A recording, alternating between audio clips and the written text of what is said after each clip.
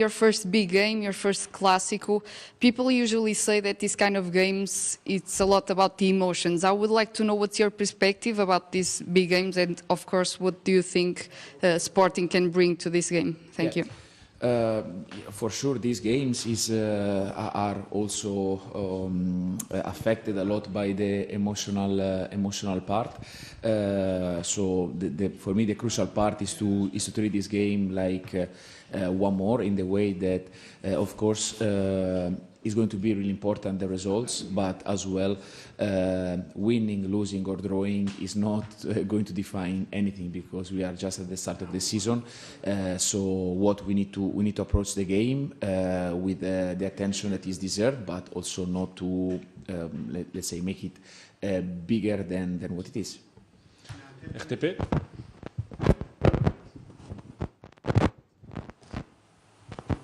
Bem, good morning, Mr. André Castro Ribeiro, RTP. I want to ask you, is it possible for Samu to go to the game against Sporting? And if you can answer, the Pablo Rosario, are you thinking of using the player to the game? Okay. So about Samu, let me mention a couple of things. He will be in the match.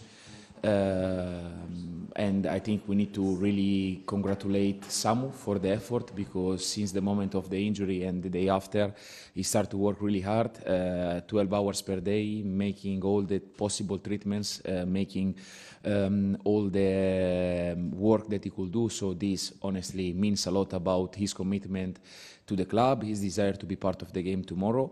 And on the other side, I'm really grateful and thankful for the medical staff, the two doctors, Alvaro, and all the people that work with him in this day to treat him here in Olival, at home, even in the night after dinner. So I think the effort of the medical staff and Samu to be ready as soon as possible has been fantastic. And yeah, thanks to their effort, he will be in the squad tomorrow. About Pablo, he just arrived. He did the first training session with us, but he will travel with us to Lisbon. He's a player that I know very well. I worked with him one season. He's a soldier. He's a player that is capable to play in 2-3 different positions, even 4. Great guy, great character, great mentality, top teammate, and as well a very good player. Sport TV. Hi, Rodrigo Magalhães from Sport TV. Sporting coach Rui Borges says it a few minutes ago that he has said that Sporting is a little bit favourite. What do you think about? And if you are able at the moment to play the same way that you played last matches, or Sporting advises you some caution? So we go there with a lot of respect in the way that we go to play at the home of the champions in the last 2 seasons. So it's correct, because what Rui Borges said. But from our side, we will go there with our ideas, with the desire that we have to continue our process. As I said before, is much more than the game of tomorrow. Is to continue in our path, to keep growing, to keep progressing, the work and the effort that everybody is putting on the pitch. So yeah, I think we will go there with our mentality, try to play our game, as I said, with a lot of respect in one side and with a lot of desire in the other. Lá atrás, 0-0. Bom dia. Hello, Coach. Renato Soares from 00. I want to ask you about the importance of this match. Sorry to insist a little bit on that. Last year, you won all 4 Clásicos you had in Netherlands against PSV and Feyenoord. I want to ask you, how do you prepare these matches? I know you don't need to really motivate them, the players, for this kind of matches, but how do you prepare them? Thank you. About what you say, the past is the past. Of course, are good memories, like the games that against PSG and Olympique Marseille and Monaco in France the season before. But the past is the past. So now is about the present, the future, but especially about the present. And the present now is Sporting. It is going to be a completely different scenario. So it's not really something that how to say, I can consider with a different eyes. So we prepare the game with the same attention that we prepare all the games. It was a bit more complicated maybe to prepare it because you know that usually ideally to prepare the game you need to see a lot of games when the opponent are with 11 and the last games was a bit difficult to find images with the opponent against Sporting with 11 for this season, but also for the last season, since Rui Borges took over, he played 23 matches, and in 7, so let's say in 1/3 of the matches, they played against 10 men. So this week we prepare also all the scenarios to play against in inferiority, just in case. Joten? Hello, Mr. It's Nuno Amaral from Jornal Notícias. There's a growing idea in Portuguese football that Sporting and also Benfica are still ahead of Porto in terms of construction of the team and even the quality of the squad. But now Porto has the better coach. Do you agree that? And if you don't, how do you feel the responsibility to strengthen the team to match the rival standards? So if you ask me if I feel the responsibility, yes, I do a lot. For me, better coach, better team. Like everything at the end goes always, with the results. For me, like I told you, is not really. We are not really in a race with the others. Now the race is with ourselves. In the way that myself and the staff, we are trying everything that we can to improve the players, to make them better individually and collectively. And the opposite way around. The club, I think, is doing their really best to make the team stronger and more balanced. So, as you know, there are still a few days of the market, and we will try to do everything that is in our possibility to reinforce in the position where we feel that we need to take a step forward. In the other side, you mentioned Benfica and Sporting, but there are also other clubs in the league, and with now watching the Europa League draw, like all the clubs are trying to do their best. And to be honest, I have a lot of respect for the work of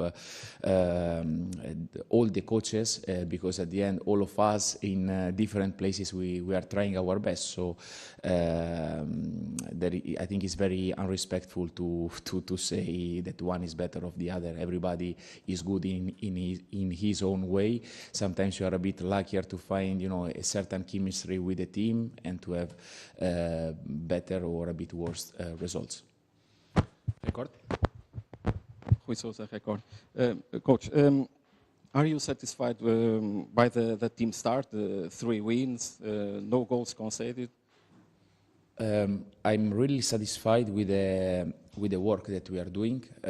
I mentioned last week, and let me say I can confirm that also this week has been a great week in terms of work. The way that I evaluate my job and the job of the players is mainly about the feeling that when I go home back to my family, when I open the door, if I go back with a smile, it means that the job that we did here in the training center is good. And so far, this player really helped me a lot to go back to my kids and to my wife with a big smile. Almost every day, I think I came back home in these 2 months, maybe 1 or 2 times, a bit upset. But let me say, with the standard that we have and how demanding I am, to go home happy is not an easy job, and these guys are doing, honestly, a great job. Professor, aqui à frente. Itália? Buongiorno, bon dia. In English, better. Yeah, better, please. Thank you. No worry. Good morning, Mr. One question more in general. In which point of your career arrives the offer of Porto? Because it's a very huge club and you are still very young coach. If you consider that you are prepared to this challenge. And one more difficult question, if it's possible. So let me go one by one. So about being prepared, I think we are never really prepared. You know, I think it's we always discover things while we are inside. That's why one of the things that I used to have in my mind very clear is the humbleness, in the way that, of course, you go with your ideas, or you come in with your ideas, with your principles, the way that you would like to play, etc., etc. But what I learned in my short career so fast is the fact that in every place where you go, you need to keep open the door for a bit of adaptation. And usually, what you pay at the beginning in terms of effort to adapt make you a better person and a richer person in the way that you learn so many things. And from my experience in Qatar, in Italy as well, for the time that I was there, Turkey, France, and now Portugal and the Netherlands, I really learn a lot, and I think that every day I got something to put in my bag, and this one I think is something that I'm really grateful with the life for what I'm learning. After, I think the responsibility to work in clubs like Porto, last season in Ajax, is a privilege. It is. You know, when you play in front of 50,000 people, full stadium, all the matches, in a club that when you walk into the museum, you see the Champions League there, yeah, it's a privilege, it's a responsibility. And as I said, the only thing that I can do, if I'm prepared or not, is not really on myself to say if I'm ready or not. The only thing that I can do is to prove daily with the hard work that we can put on. Yes, and that the more difficult is about your adaptation here in Portugal. You're from Tuscany, where wine is very important in a life, in a day. So. And my parents, they used to have a restaurant, so. Okay, yeah. so better Italian or Portuguese wine? So maybe you cannot believe it, but since I arrived, I didn't drink wine. So so far is not. I cannot compare. So for the moment, just because I don't have comparison, I will say that a glass of red Chianti is still higher. But I'm really curious to see in the next days how is the Portuguese wine as well. Temos ali só mais uma pergunta. A bola, por favor. Hello, Coach Pascoal from Angola. Ask you two questions, if I could. First of all, you have a lot of international players after the match of Sporting. In the middle, for instance, we have Alan Varela and Frodo and Eustáquio. They're all going. Bednarek maybe, Zaidu maybe.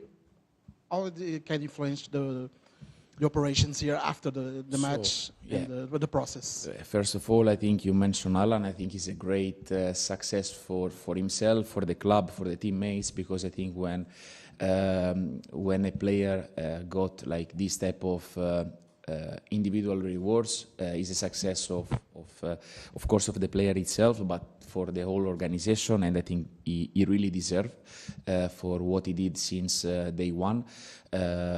So yeah, hopefully he will bring also some extra energies for the game of tomorrow. About how to manage the international break, I think that is one of the scenarios that, of course, we have to be really prepared in the way that many players will leave. Some other will stay, so it's always a mix between creating the right time for the players to rest and also to work properly, so to give a proper boost in this break. We will try to organize a friendly match that also will give us the opportunity to see more about the second team players, so to work with them for a few days and to see them even closer. And after we will break the week before National once again in the middle, so we'll have one day where everybody we will be back, and after the 2-3 days before National. Okay. You spoke about the markets 1 minute ago. We can avoid to ask about Mora and mindset of the player with all this interest of the Altiads for me.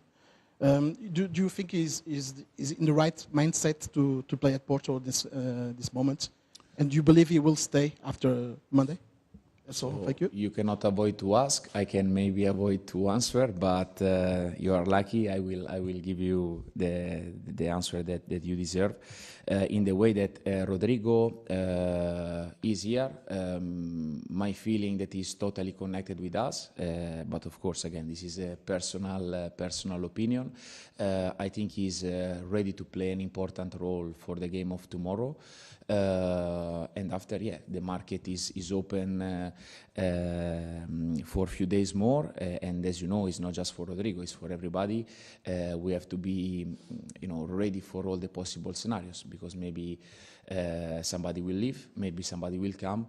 As I said, it's not really my topic, because my topic is more about the players that are here, that will travel tomorrow to Lisbon with a full mind and the full energy, ready to turn around also something that is quite historical for Porto.